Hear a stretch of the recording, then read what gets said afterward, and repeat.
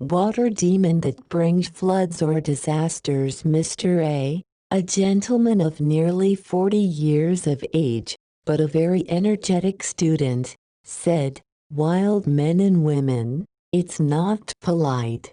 I don't mean to be rude, but..." After some preliminaries, he began to tell me the following ghost story in a very light-hearted tone.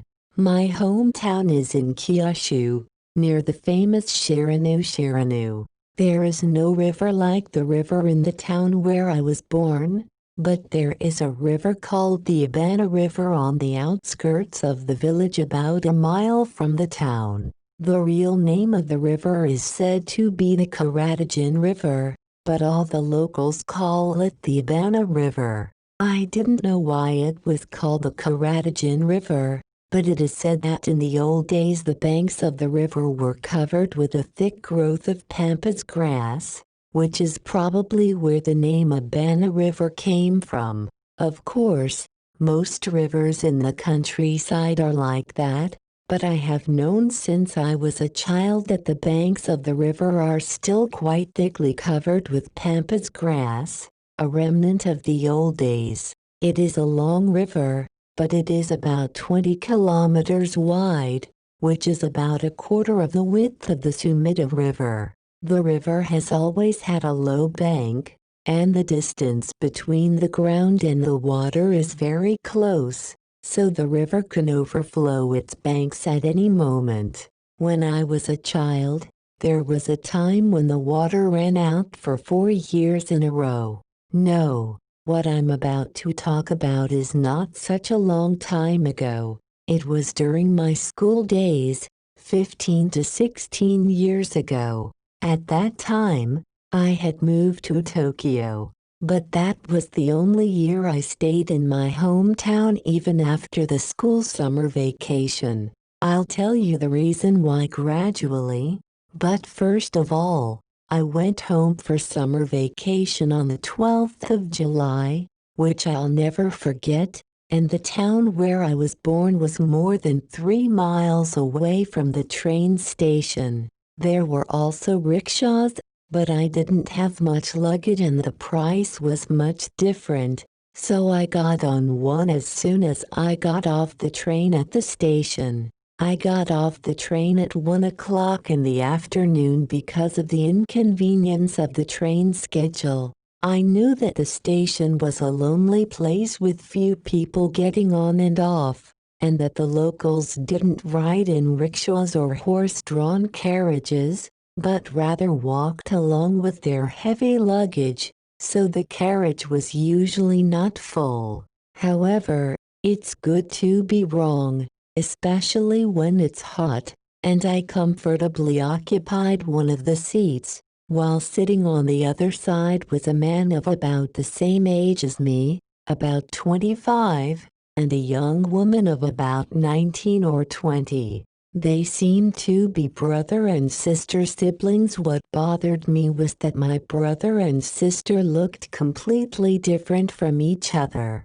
My brother looked like a young farmer, while my sister was more flamboyant, and I could imagine that she was probably a geisha. Both brother and sister were silent.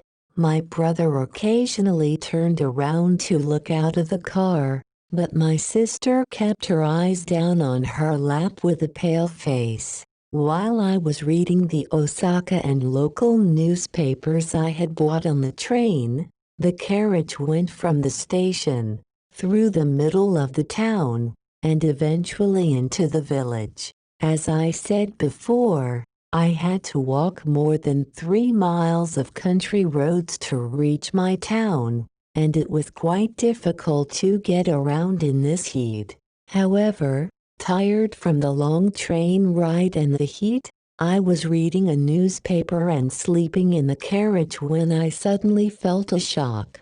A woman on the other side of the carriage almost fell, but the man next to her supported her and she was safe. When I looked around to see what was going on, I saw that the horse in the carriage we were riding in had suddenly collapsed. In other words, It was the result of animal abuse. It had not been fed well and had been cruelly pulled by the carriage master's whip under this hot sun. The horse collapsed on the way. The coachman was so troubled that he jumped down from the post. The coachman, the young man, and I fetched cold water from a nearby farmer's well, gave it to the horse to drink, and poured it over its body again. The coachman, with his accustomed hand, brought a piece of coarse cloth from somewhere and applied it to the horse's back. After some fussing, he managed to get up, so I pulled him into the shade of a tree and let him rest for a while. Just as he was wiping off his sweat and trying to catch his breath, the young man suddenly shouted, "Damn, she ran away again," he said. I looked over to see who had escaped, and before I knew it, the woman who looked like a geisha was gone. Apparently, she had disappeared while we were fussing over the horses. I didn't know why she had run away or why she had hidden, but the young man looked sad and clicked his tongue. He seemed to be pondering what to do. He turned to the coachman and asked, "What do you think?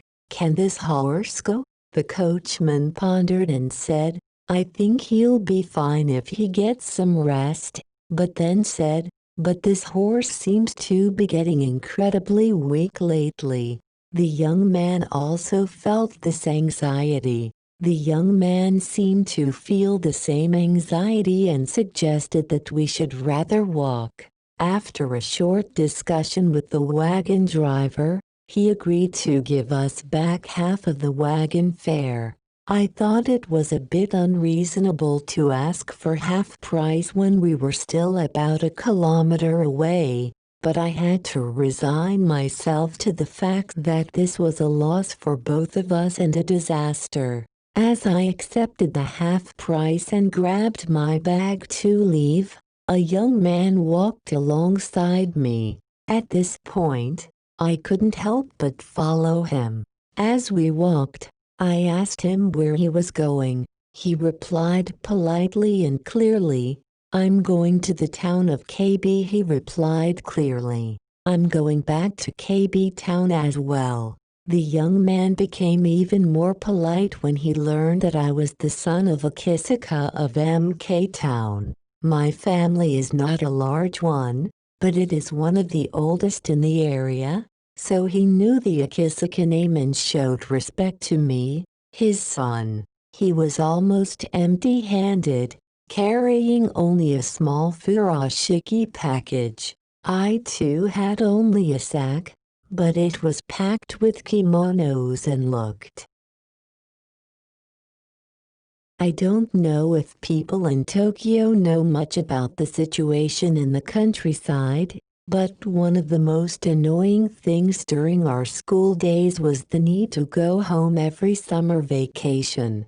It's not that we don't like to go back home, but when we do, we have to visit our relatives and acquaintances at least once. It's fine if you only have to do it once, but depending on the person you are visiting, you may have to do it 2 or 3 times, or even stay overnight. And it's not just in the city. You have to go to the next village, and the next village, and the next village. In the worst cases, they would have to go 6 or 7 miles over the mountains. Of course, we had to do this again and again, so we were busy for most of July. In August, I felt as if I had become my own body for the first time since I had completed my duties, but it was no fun to just lie around every day. I had planned to study while I was back home and had brought along a variety of books, but when it came down to it, I was always lazy. However, it's a small town and there is no place to go for fun. So, on a cool day in mid-August, I took out my fishing gear from home and went fishing at the Oana River. Of course, I knew it was unlikely that I would be able to catch any fish during the day, so I woke up from my nap, washed my face, and went out at around 4 in the afternoon. Even though I walked about a mile from the town, the sun still didn't seem to be setting these days. Since I have been coming here often since I was a child, I know most of the fishing spots along the river, so I took up a position at a suitable spot.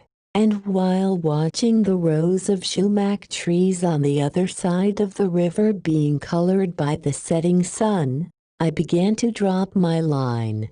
The preamble has been a bit long, but the main part of the story is about to begin. I had never been a very good fisherman since I was a child, but now that I was older, I seemed to have gotten worse, and I had been dropping my line for an hour without catching anything. As I was looking at the flowers and grasses blooming in disorder at my feet, I suddenly noticed a small flower drifting on the water. In my hometown, we call it ghost weed or ghost grass. The usual name for ghost grass is manjashige, which blooms in dark and damp places such as graveyards, hence the name ghost grass or ghost flower. It is a kind of floating plant that looks like algae floating in the water. It is said to bloom even in snowy weather, but that seems to be a lie. The reason why it was given the name ghost is because of the shape of its flowers and leaves. There are two kinds of flowers, pale white and pale purple, and they all have a kind of cloudy color. The leaves, in particular, are not in good shape.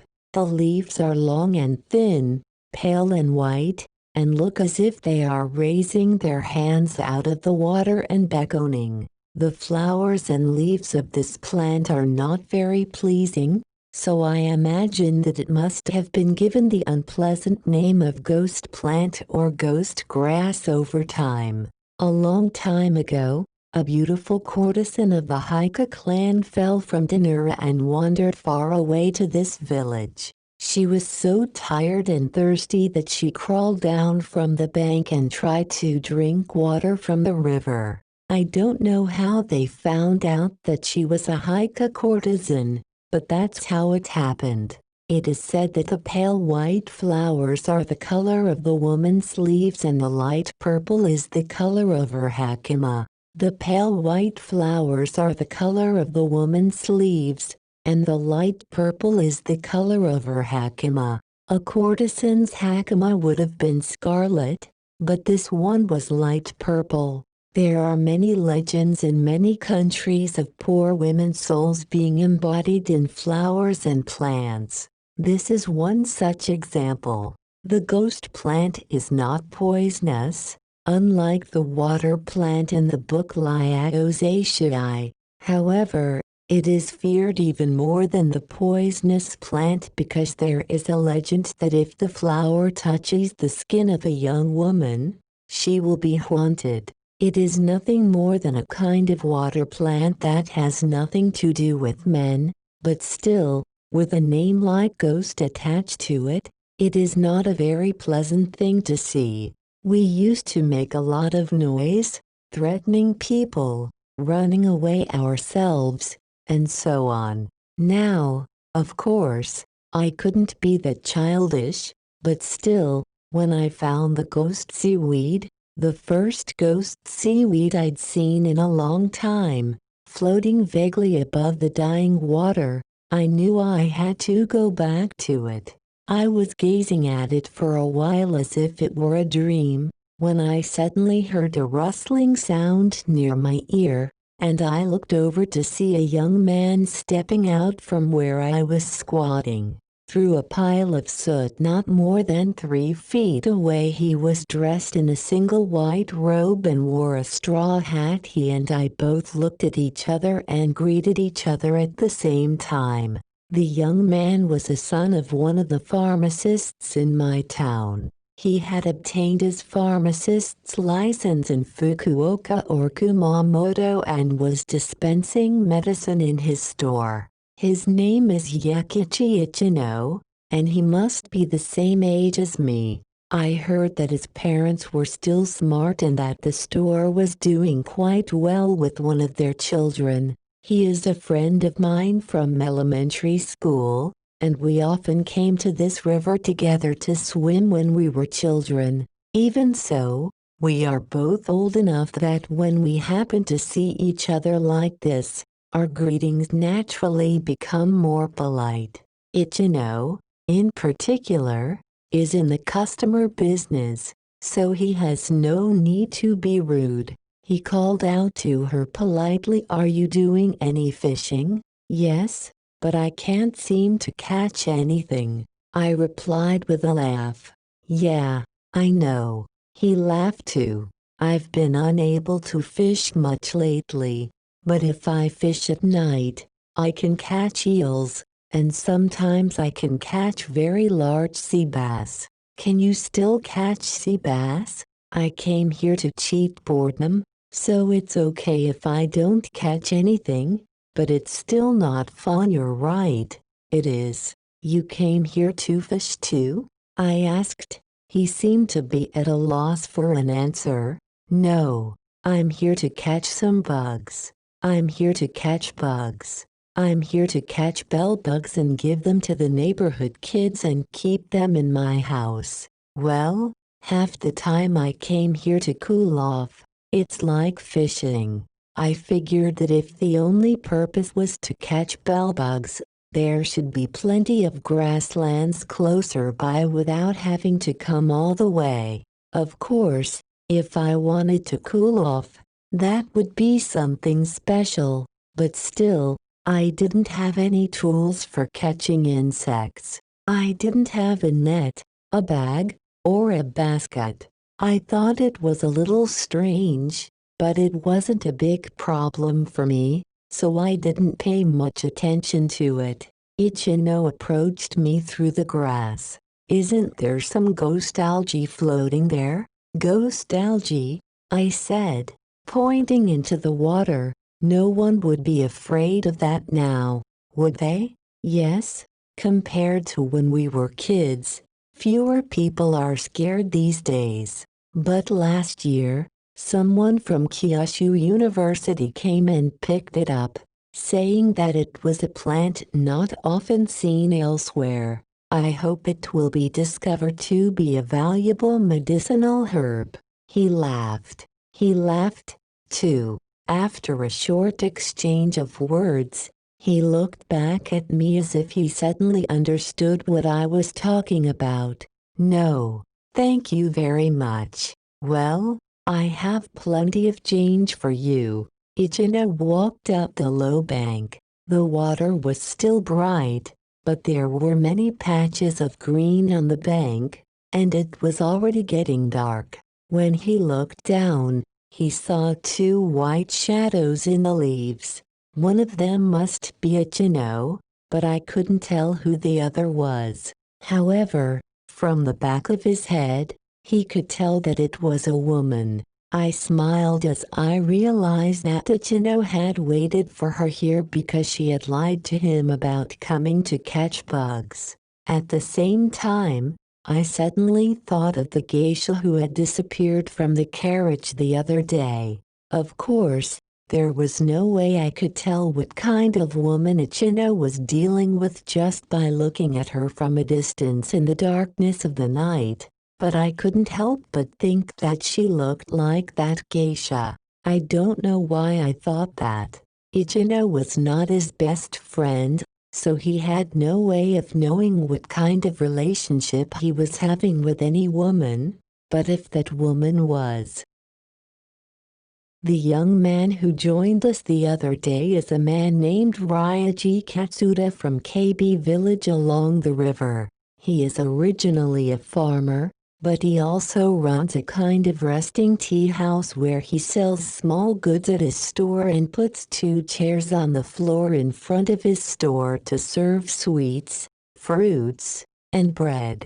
Originally, It would have been better for her to continue farming, but since her grandfather's generation, she has started various one-sided businesses such as a rummage sale and a tea house, and there is no stopping her now. Since she was still in elementary school, she had been helping out at the store, selling crude goods and serving tea to customers. By the fall of her 14th year, someone apparently convinced her to work elsewhere. In Katsuda's house, there were 4 people: her mother, Atane, Ryaji, her sister, Atane, and her brother, Tatsuzo. In Katsuda's house, there were 4 people: his mother, Atane, Ryaji, his sister, Diaper, and his brother, Tatsuzo.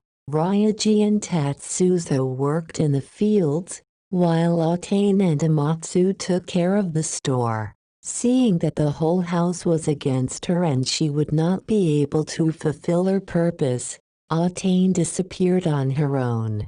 "I was worried about you at the time," Ryaji sighed. Later, they split up to look for her, but could not find her. It was only in March of the following year, with the help of the police, that we finally found out where she was. She was living as a waitress in a restaurant in a town near Kumamoto. We immediately rushed to the scene to cover her previous debts, and once we took her home, but she was quiet for a couple of months and then ran away again. Each time, I walked around looking for her. I brought her home. Having lost touch with her for 5 years, I had no idea where she was. Suddenly, at the end of June this year, I received a letter from her saying that she was working as a geisha in Moji, but that she had not been feeling well lately and wanted to go home to take care of herself for a while. I was on my way home in the same carriage as you, but as you know, I disappeared somewhere. He made his parents cry, his siblings cry, and he is really a helpless person. When I was at home, I didn't even know how to hold a shamisen, but as I drifted from place to place, I don't know where or how I learned, but now I'm a geisha in my own right. And I'm a completely different person than I used to be. I don't understand how you could come all the way back here with me and then disappear again," Ryaji said. I couldn't imagine it either. Eventually we arrived in my town, and I thanked him for carrying my bag and said goodbye to my poor brother. After that, I wasn't interested enough to pry into what had happened to my sister, so I left it at that.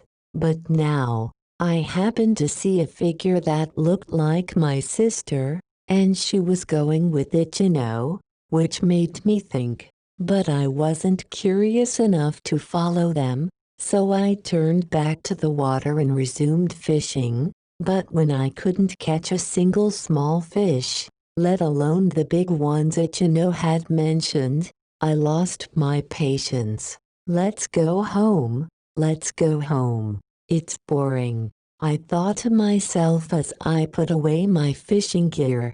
As I wobbled back down the long bank in the darkness of the night, I heard the sound of a large fish jumping on the dark water, which frightened me. I could hear the sound of insects in the grass around me. Summer may have just begun in Tokyo, but even in the tropics, autumn comes early. With that thought in mind, I said goodbye to the grass and walked straight down the road.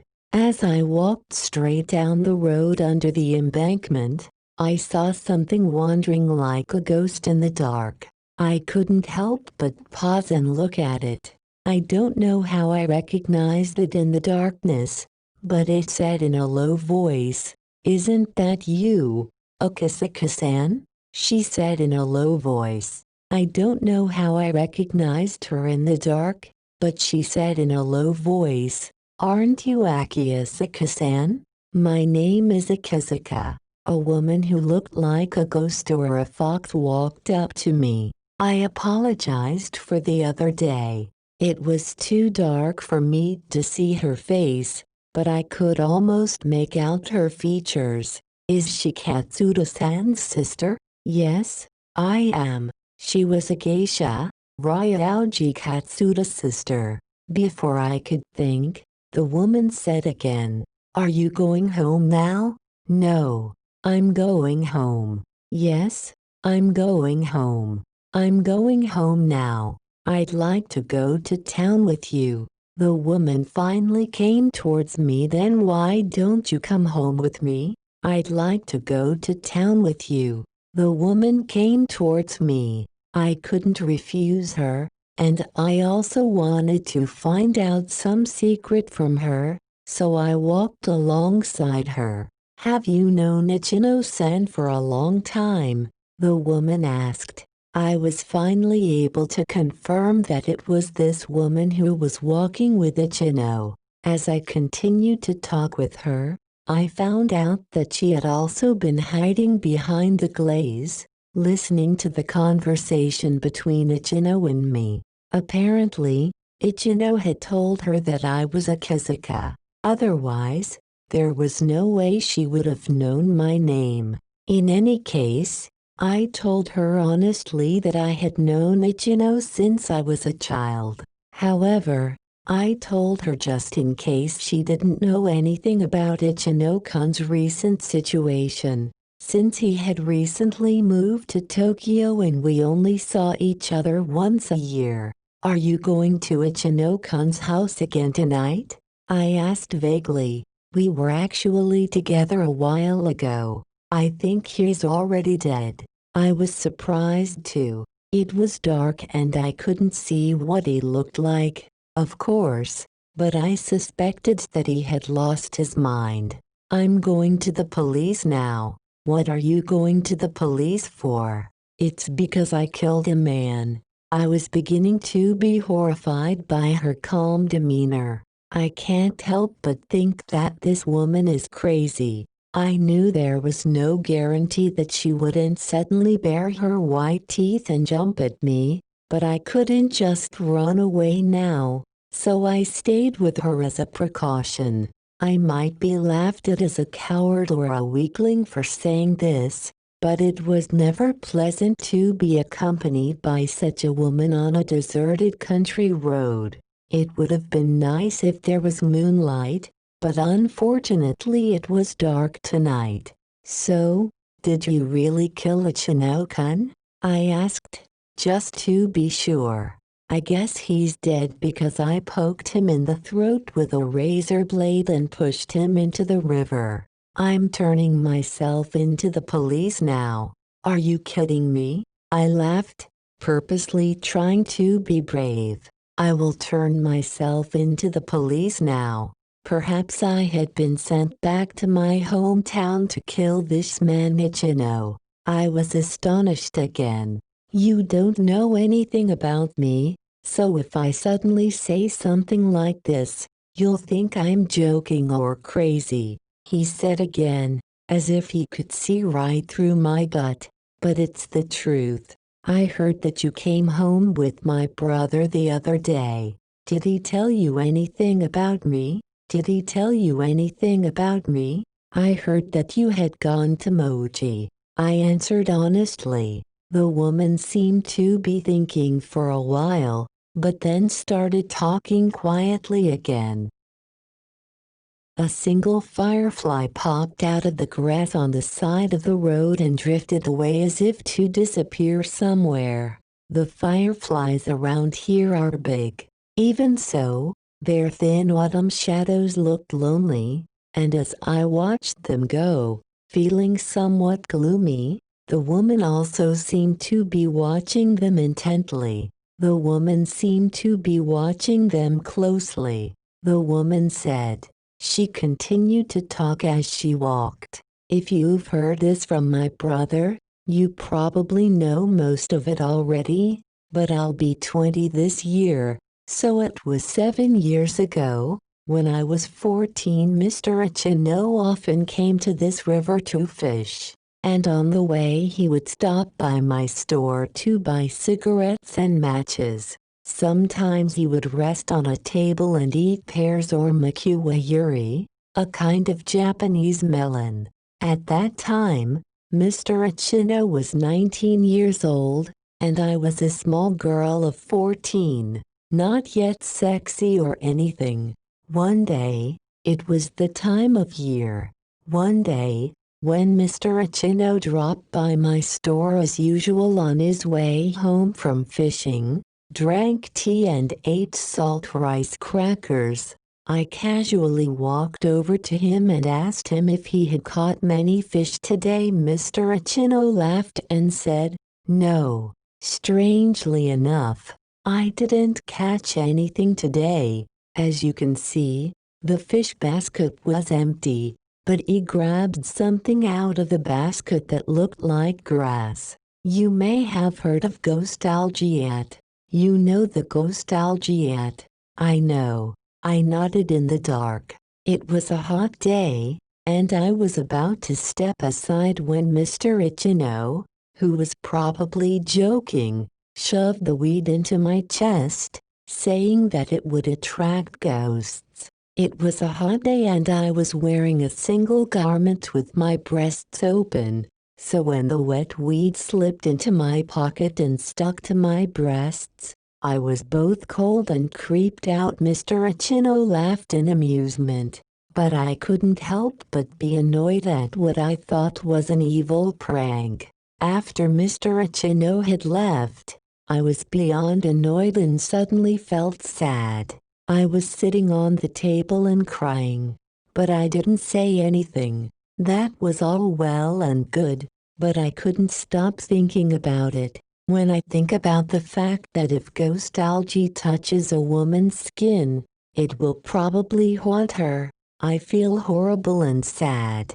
It would have been better to tell my mother and brother about it as soon as possible, but I felt afraid to tell them, so I just thought about it by myself without telling anyone. When I told Mr. Ichino about it later, he laughed and said it was because of your nerves.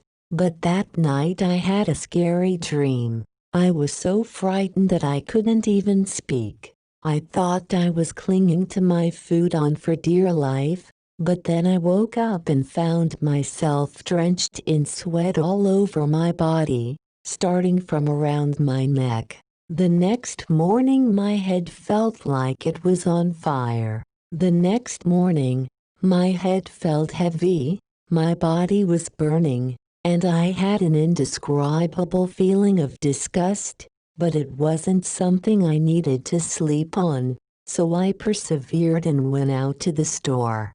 But I didn't want to go to sleep, so I held back and went out to the store.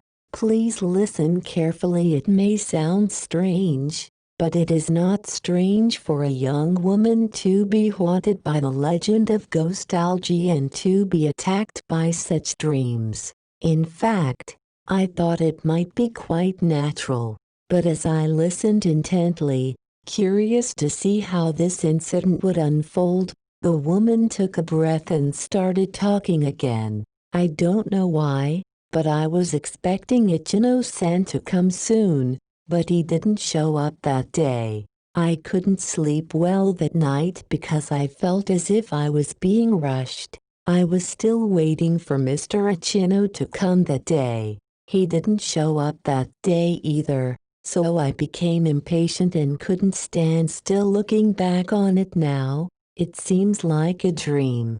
As I stood in a daze at the edge of the store after eating dinner, I suddenly thought that Mr. Ichino was coming for night fishing. When he had come the day before yesterday, he had said he was going night fishing anyway because of the recent heat. As if pulled by a string, I suddenly fainted and went up to the bank of the river. It was pitch black, just like tonight, and there was only one night fisherman with a small lantern in the darkness. I was so angry that I thought about throwing a rock into the water to startle him. I had no choice but to turn around and see another fire in the middle of the bank. This time it was a square light like that of a policeman, but as I got closer, I saw that it was holding a fire in one hand and a long fishing rod in the other. When I realized it was Mr. Ichino, I ran like crazy, hugged him carelessly, pressed my face against his chest and started crying like a child. I don't know why I was crying. I was just sad somehow. It was late that night when I went home. My mother and brother scolded me for where I had been playing, but I didn't say anything. I couldn't honestly say anything, so I didn't say anything. From then on, every other day or two, I would creep up to the riverside after dark, and Mr. Ichino would always come as promised. In the meantime, my mother and brother began to complain about my nighttime activities and pestered me about where I was going. So, after consulting with Mr. Ichino, I finally left home on my own. However, since Mr. Ichino was still receiving support from my parents, I knew that he would not be able to take me in, so he gave me about 30 yen at that time. The remaining 20 yen was divided between Mr. Ichino and myself. According to the original agreement, he was supposed to come to see me at least 5 or 6 times a month, but Mr. Ichino was a big liar and never showed his face after that. On top of that, the tea house was like a whorehouse with no food, so it was hard for me to talk about the hard times I had. There were times when I thought about dying, but I still had a longing for Mr. Ichino, so I asked him to come and see me soon. However, after I persevered until around March of the next year, my family filed a search report with the police, and they finally found out where I was, so my brother immediately went to my place of work and took me home for a while. I was happy because I thought that I would now be free from the hard work and could go home to my beloved Mr. Ichino. However, when I came home, I was disappointed to find out that Mr. Ichino had left home and entered a pharmacy school in Fukuoka or somewhere while I was gone. I was really disappointed when I heard that Mr. Ichino had left home and entered a pharmacy school in Fukuoka or somewhere. If that was the case, he should have at least sent me an email to let me know that he was leaving for such a reason. I was so stunned and angry that someone could be so heartless. Just because she's a little girl doesn't mean she should be made fun of. It must have been suspicious to let a little girl play, sell her to a dim tea house, and then leave for faraway places with an unsuspecting face. I had no idea Ichino had such a flaw, but I knew it was understandable that this woman would be upset by his behavior. It was utterly annoying, I said, agreeing with her. I was also very frustrated at the time. However, 10 days and half a month after I returned home, I gradually calmed down and realized that I had been deceived by such a man due to my thoughtless behavior and that there was nothing I could do about it. One night, I had another scary dream. Just as in last year's dream, a courtesan in a white kimono and purple hakama came to my bedside and stared at my sleeping face. When I woke up from the dream, I was drenched in sweat. The day after tomorrow, my head would be heavy. Everything was the same as before, and I found myself strangely nostalgic for Ichino-san. I don't know why I missed him so much again when I had given up on him, but I just missed him so much that I couldn't stand it anymore and finally decided to go to Fukuoka to visit him. It was a flying morning glory, so I ran to the train station in the city without thinking ahead, but when I came to, I realized that I had no train fare. As I was wandering around at a loss, a merchant-looking man who happened to be there approached me and kindly asked me about various things. When I told him that I wanted to go to Fukuoka but forgot to pay the train fare, he looked very apologetic and said, "You must be in trouble." In fact, since I was also going to Fukuoka, he offered to buy me a ticket with him and put me on the train. The train stopped at a certain stop, and the man said he was getting off here.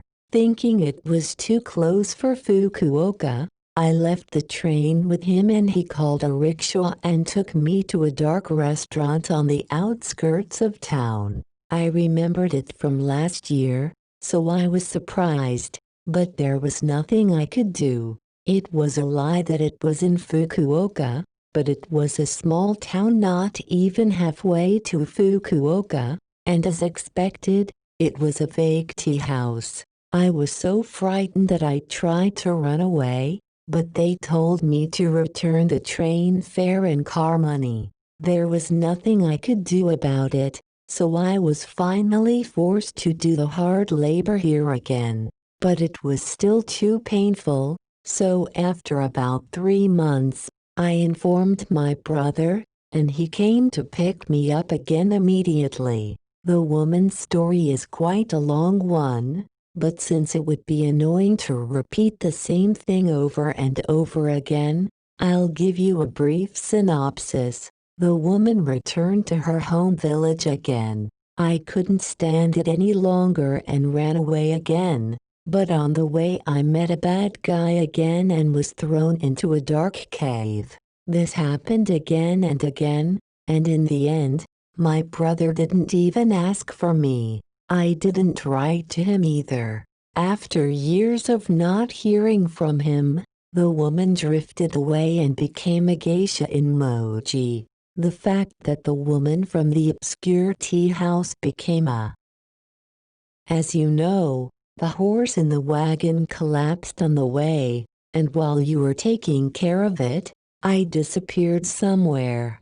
As you know, the horse in the wagon collapsed on the way, and while you were taking care of him, I disappeared somewhere. But that was not my intention from the beginning, and of course I was going back with my brother. However, when I reached the middle of the road, I saw someone sitting on the side of the road in a farmer's house, talking about something. I was sure that it was Mr. Achino. I was 14 years old when we parted, but I have never forgotten him.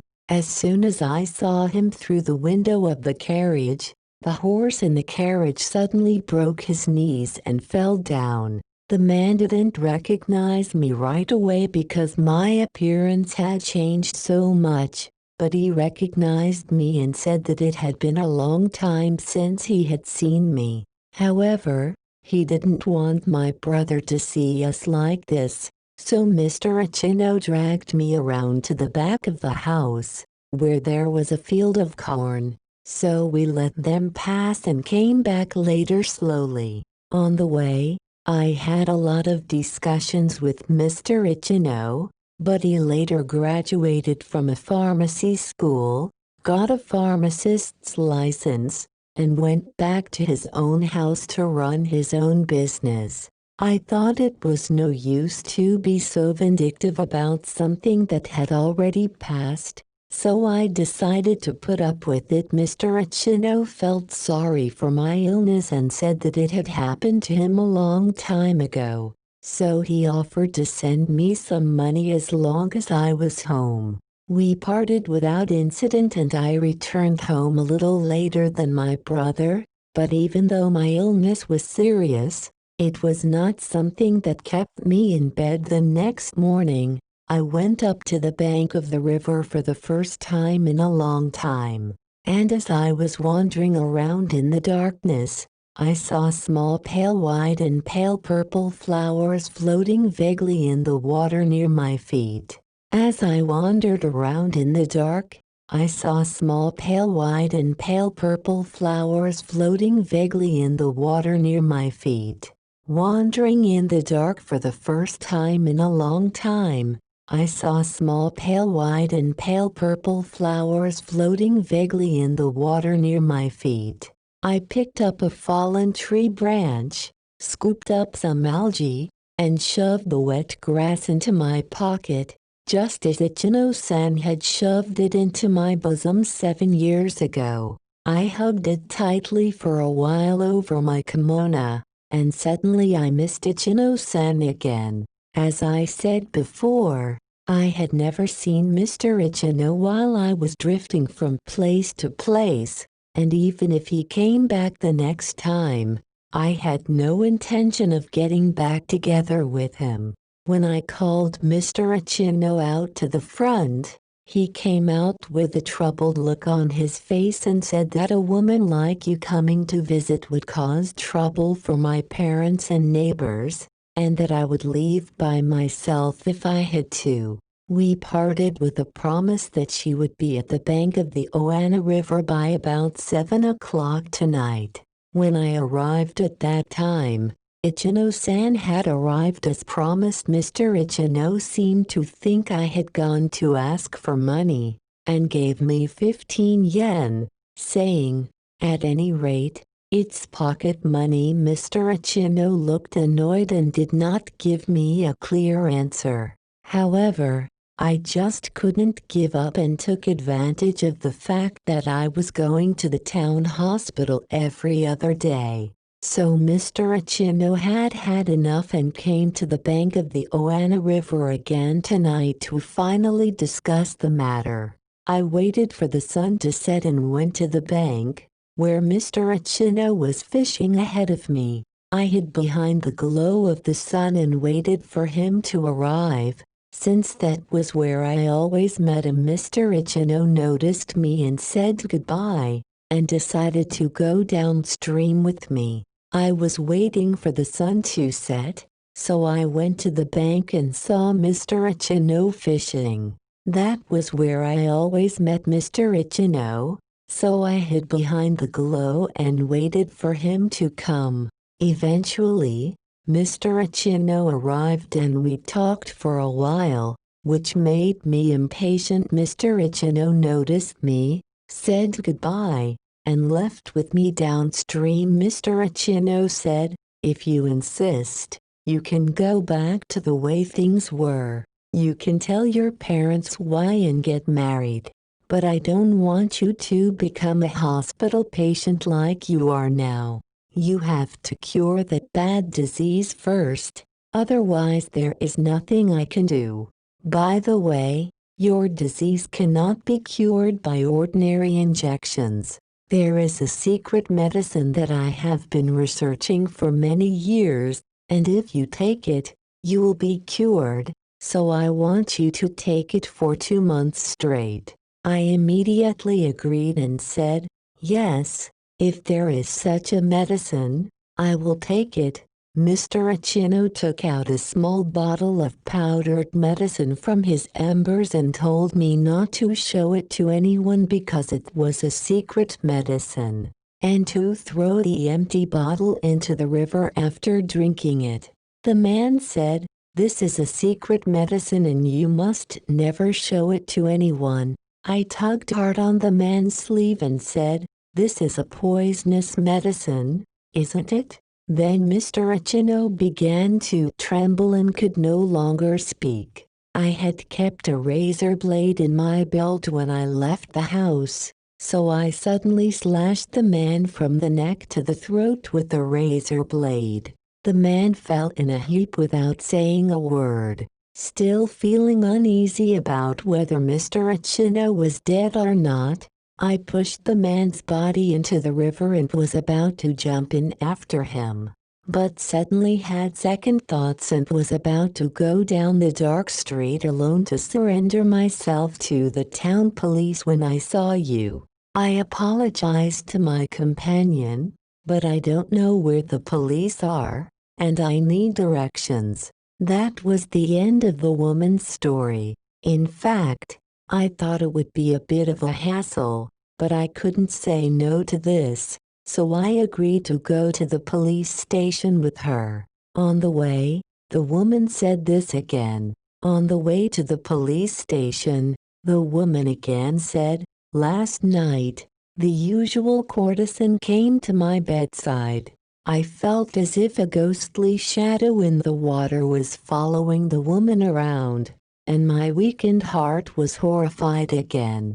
The murder on the bank of the Oba River had become a big deal in the small town. The rumors were even more heightened, especially since the murderer was a geisha. Since I was the only one who met the victim at the scene that night, and I was the one who drove the assailant to the police station, I was called to the police station many times as the only person of interest. I was also questioned by the judge before the trial. As a result, I was forced to postpone my trip to Tokyo until the beginning of the school year in September. I finally arrived in Tokyo in October, but her trial had not yet been decided. According to what I heard later, she was granted a suspended sentence in April of the following year and was released safely. It seems that the court also took various extenuating circumstances into consideration.